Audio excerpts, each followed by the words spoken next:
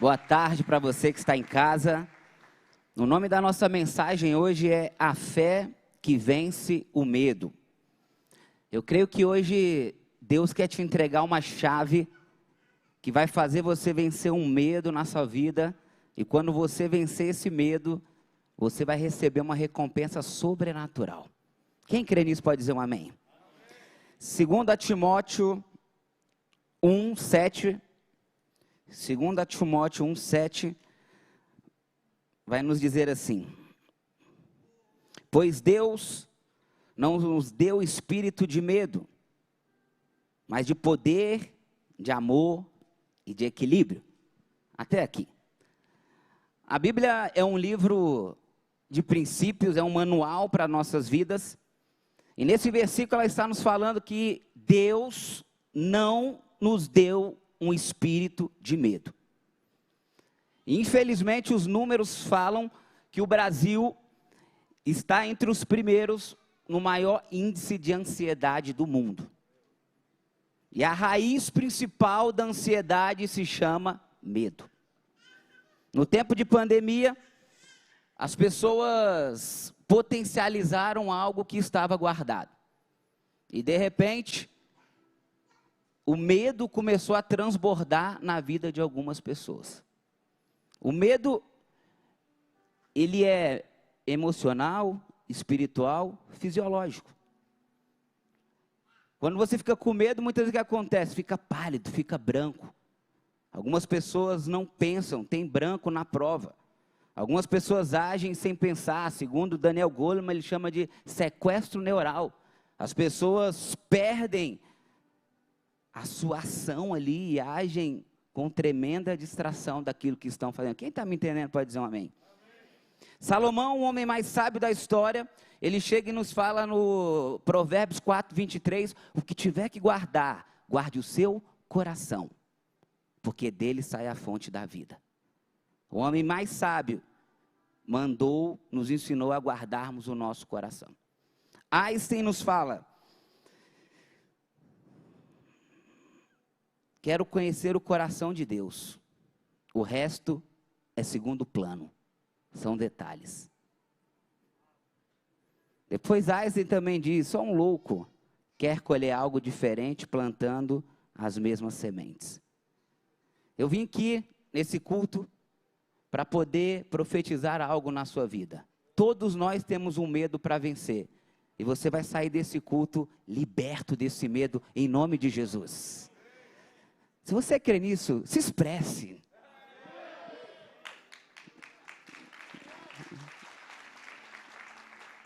A nossa fé começa pelo nosso corpo. Quem crê nisso pode dizer um amém.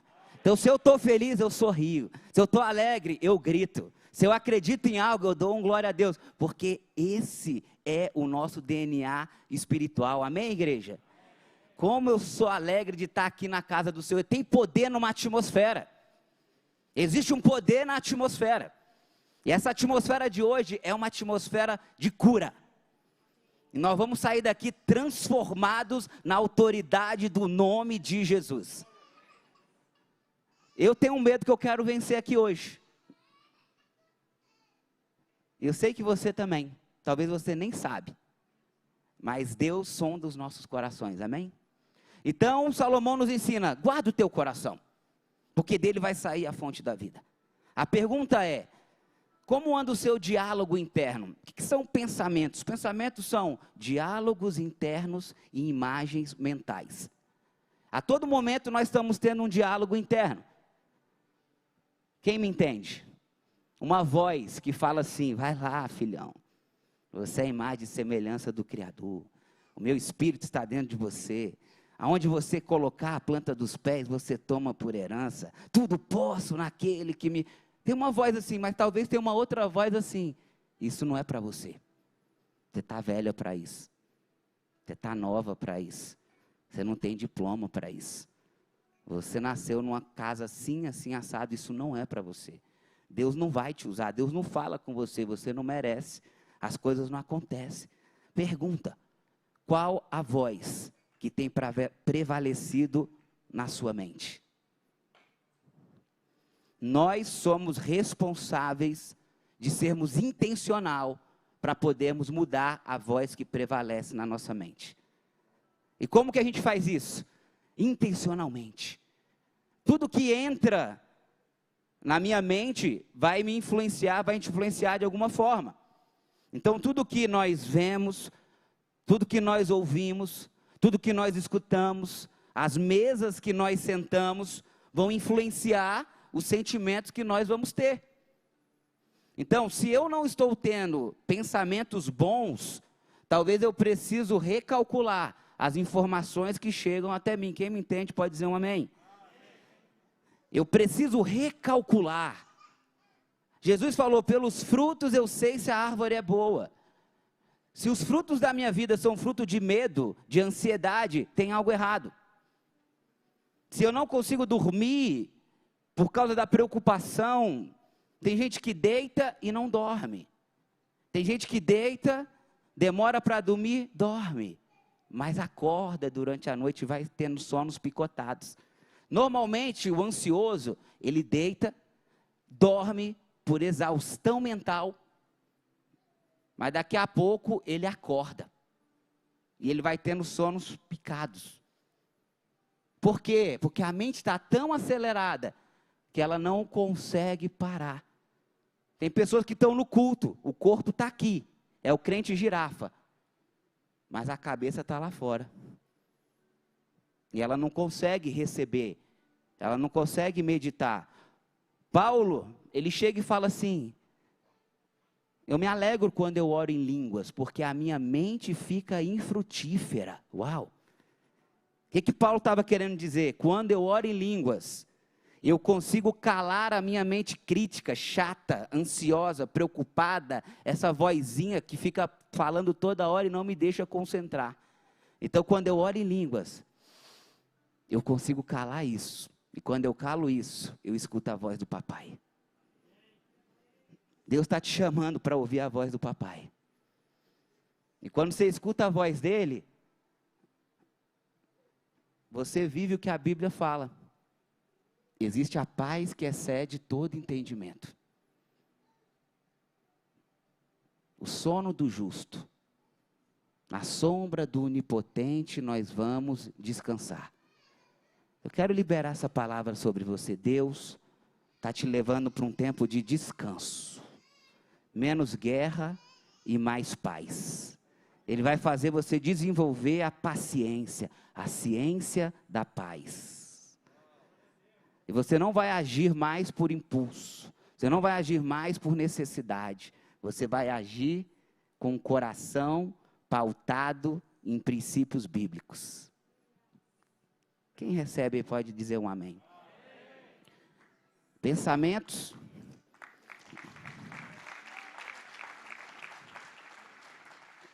Pensamentos viram sentimentos e emoções. Sentimentos e emoções se transformam em ações. Ações se tornam resultados. E os resultados são os hábitos, a nossa vida. Pensamentos viram sentimentos e emoções, viram ações, se transformam em resultado e os hábitos. Então, se os meus resultados estão ruins, se os meus hábitos estão ruins, eu preciso mudar os pensamentos. Aí a Bíblia chega e fala assim, as armas da nossa milícia não são carnais, mas são poderosas em Deus para destruir sofismas. O que são sofismas? Fortalezas de pensamento. Levando todo o pensamento cativo a Cristo. Então, se você está tendo um pensamento que não é seu, você tem que pegar ele e colocar no canon de Cristo. A paz do coração é o árbitro das decisões. Se você perdeu a paz, talvez você precisa rebobinar e ver aonde você saiu da estrada. E às vezes, a falta de paz é a voz do Espírito Santo falando, volta. Volta. Mas tem gente que cauterizou a voz do Espírito Santo. Não escuta mais. Antes escutava, incomodava. Só que a pessoa parou de ouvir, parou de obedecer, parou de escutar. E a vozinha está tão distante que ele não escuta mais. Mas eu creio que hoje Deus está reconectando o nosso ex espiritual. E você vai ouvir com clareza os comandos do Espírito Santo. E aí, quando a pessoa se perde em tudo isso, ela começa a ser levada pela ansiedade. Quais são as 3 grandes portas, raízes da ansiedade? Primeira, controle. Tem pessoas que têm uma personalidade controladora. Quem conhece alguém assim? Quer controlar a esposa, o filho, a sogra, o irmão, o discipulador, a televisão, o controle. Ela quer controlar tudo. Você está dirigindo, a pessoa está assim, vira ali, vai por ali, faz isso aqui. Alguém conhece alguém assim? Tem alguém dando a cotovelada ali no marido.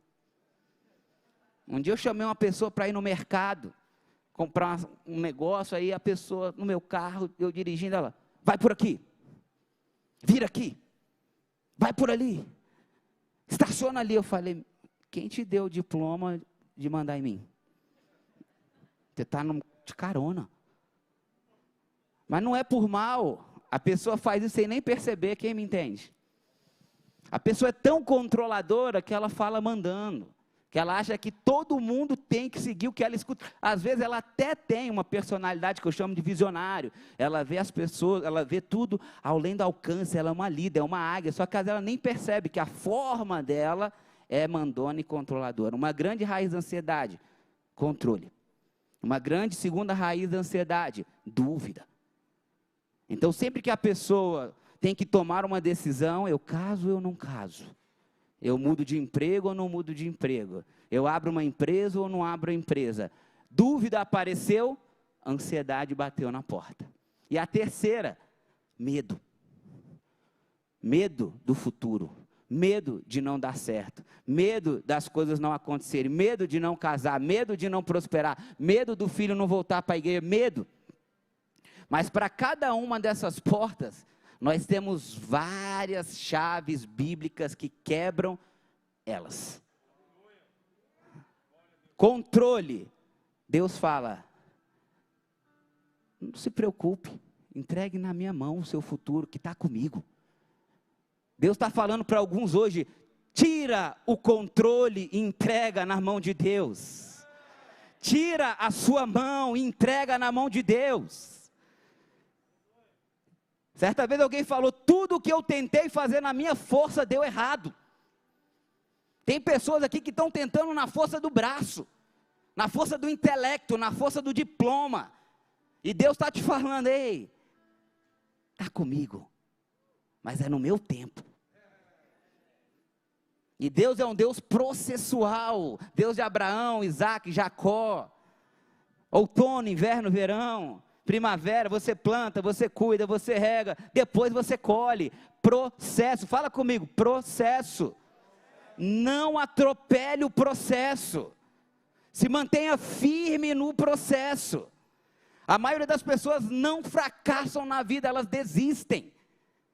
Certa vez alguém falou, o fracassado nunca começa, o perdedor sempre para, o vencedor é aquele que nunca desiste.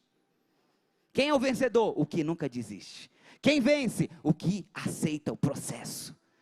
O livro de Tiago fala, bem-aventurado é você mulher, você homem, que passa pela prova com perseverança. Que depois que aprovado vai receber a coroa da vida. Bem-aventurado você que passa pela prova sem reclamar. Bem-aventurado você que passa pela prova sem se vitimizar. Bem-aventurado você que passa pela prova sem projetar a culpa em alguém. Bem-aventurado você que passa pela prova sabendo, Deus está no comando. Tudo que acontece na minha vida ou foi mandado por Deus ou vai ser usado por Deus. A palavra deserto no original quer dizer Dudabá, que significa falar a sós. Tem algumas pessoas passando uma travessia no deserto porque não estavam ouvindo Deus. E a Bíblia fala, no mundo tem muitas vozes e nenhuma delas é em vão. Então pessoas estavam com a mente tão confusa, tantas setas, tantos dardos, tantas frequências, que Deus teve, vou te levar para o deserto, para você poder me ouvir e você voltar para o alinhamento do céu.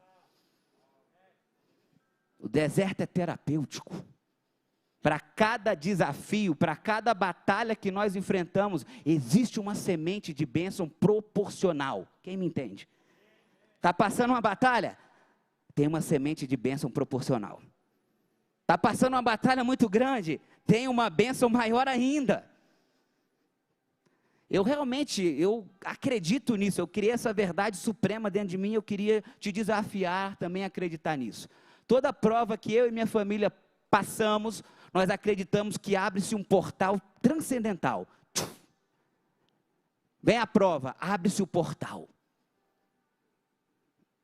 Eu reclamo, eu me vitimizo, eu culpo alguém, eu projeto, eu quero falar que eu não tenho nada a ver com a situação.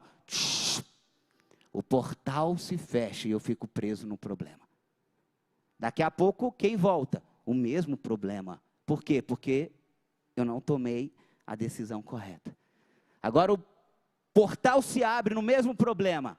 Eu assumo a responsabilidade. Eu falo que está comigo. Eu entendo que tem algo para aprender nisso aqui. Eu entendo que é o processo de Deus, que muitas coisas eu não vou entender. Eu olho para o futuro, eu me encho de fé, eu me encho de esperança. Você passou pela porta e você chegou no seu futuro. Esse problema não te persegue mais. Por que algumas pessoas vivem problemas parecidos, cíclicos, ciclos de autossabotagem, de tempos em tempos o mesmo gigante? Muitas terapias, muitas ciências querem levar a pessoa para uma experiência do passado para resolver um problema. Quem me entende? As pessoas querem te levar para o passado para resolver um problema que está te aprisionando no presente. E dá certo. Mas Deus, eu não acredito que Deus quer ficar nos levando para o passado. Porque a Bíblia fala, traga à memória aquilo que te traz esperança. Só que como as pessoas não trazem a memória, usam desses artifícios. Mas o que eu acredito? Deus não quer te levar para o passado. Ele te coloca em experiências parecidas no presente, para você tomar a decisão correta e não ficar preso no passado. Então, se você está preso em um mesmo problema, que de tempos em tempos ele bate na tua porta, talvez é Deus te falando, muda a ação, que você sai desse problema. Nós vivemos 3 tempos, passado, presente e futuro. Tem muitas pessoas presas no passado. Pessoas presas no passado, normalmente são pessoas depressivas, tristes, apáticas, sem energia. Normalmente pessoas com muito foco no futuro, são pessoas muito ansiosas. Foco no futuro, num futuro de medo, de preocupação. Mas se a pessoa teve um passado de dor, de problemas ruins e desafios, automaticamente ela gera sentimento para o futuro de quê? De trauma. Se a pessoa viu casamentos ruins, teve adultérios, teve traições, sempre que ela pensar em casamento, vem a história e ela trava. Aí a Bíblia fala, traga à memória o que traz esperança, ressignifique isso. Mas a palavra que eu quero vir trazer para você hoje aqui, é que lança fora todo o medo. Nós precisamos ter gritos de guerra. Você precisa ter um versículo como armas. Quem me entende? Imagina que você está com um cinto e você precisa de armas. Para cada desafio você tem que puxar uma arma. De repente vem um desafio e você fala, tudo posso naquele que me fortalece. Daqui a pouco vem um outro desafio, tudo é possível ao que crê. Daqui a pouco você está num outro desafio e você fala, 1000 vão cair ao meu lado, 10.000 à minha direita, mas eu não vou ser atingido porque Deus está me protegendo. De repente vem um outro desafio e vai falar assim, se eu estou até aqui, é porque Deus já me deu muito milagre, se Ele deu, Ele vai dar de novo. Se eu estou até aqui, aquilo que não me matou, me deixou mais forte. Eu sinto aqui uma atmosfera hoje de poder, de empoderamento, de coragem, de ousadia. Nada vai te parar.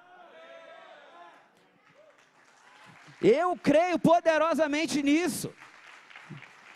Que Deus quer te levantar.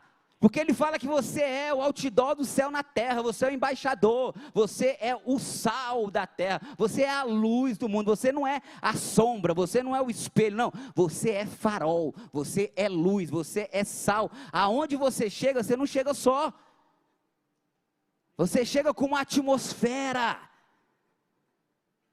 Imagine se nós pudéssemos enxergar o mundo espiritual, você andando, você é uma tocha de fogo, cheio do Espírito Santo de Deus. E aonde você chegar, a atmosfera muda, porque você chegou com um carpinteiro. Mas isso depende da nossa fé. A fé é o nosso oxigênio. Deixa eu te falar algo. Para você ter medo, você precisa acreditar em algo, sim ou não? Para você ter medo, você precisa acreditar em algo que não existe, que não aconteceu. A pessoa que entra numa síndrome de pânico, ela começa a acreditar que ela não está respirando. Ela começa a acreditar que no elevador não tem ar, e ela começa a ter a impressão de morte. Por quê? Porque a mente não difere o que é real do que não é real.